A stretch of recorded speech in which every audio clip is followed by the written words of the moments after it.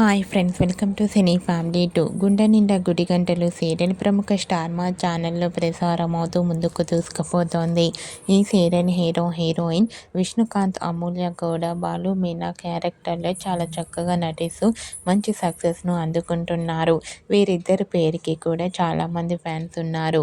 ఈ సీరియల్కి సంబంధించిన ప్రతి లేటెస్ట్ అప్డేట్స్ని ఎప్పటికప్పుడు షేర్ చేస్తూ ఉన్నారు.